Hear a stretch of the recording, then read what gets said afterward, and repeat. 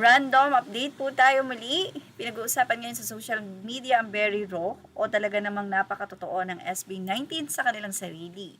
Ito yung matapos nga na ibahagi ng mga fans ang kanila nga pong usapan. Sabi ni Ken, eto ang gusto ko at pinili kong gawin kahit tumanda pa. Say naman ni Pablo, kahit tumanda pa.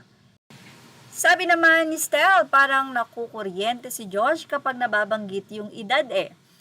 At say ni Pablo, sa itsura ba natin halata na ang edad natin? Ito namang si Stel, talaga namang, ha? Oo.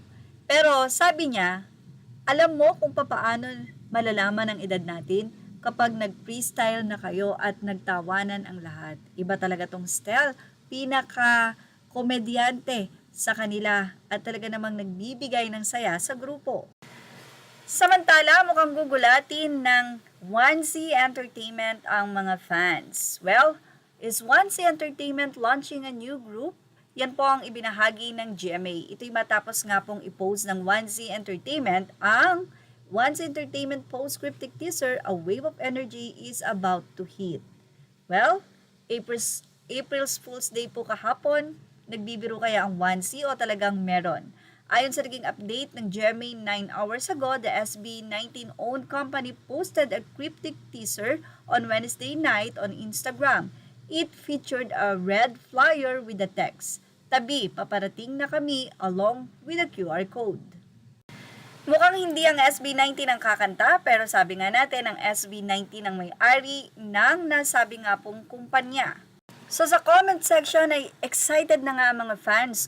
Ito ang maganda sa nasabi nga pong pag-release nila ng talent dahil may agad-agad na magsusupport kagad because of SB19 fans. So say nila, paparating na sila, taon rin ang hinintay ko for this, if ever na this is the GG na. Ayan na, malapit na natin silang makita, kaka-excite naman, pwede bang labas na agad? Baka sa concert ng SB19 sa April 18, 1 GG members ang kakanta ng mga parts ni Jolene. Samantala, ang ilan naman ay may pakiwari na baka daw may MB ang toy friend. Baka naman may MB ng toy friend. I think to be fair, kailangan mag-promote din ng maayos ang Be First. Hinihintay ko din talaga ang MB ng toy friend. Sana talaga meron. Babae yung nagdikit ng poster, then private account. Group A, nasa QR code, possible na official account yon ng GG at magiging public once mapakilala na sila ng 1C. Tabi, posible din na debut song na not sure, fan theory lang naman to. Anyway, antayin na nga lang po ang magiging announcement ng 1Z Entertainment. Yan ang ating Showbiz Now update. Images are all credit to the rightful owners. Thank you for watching Showbiz Now.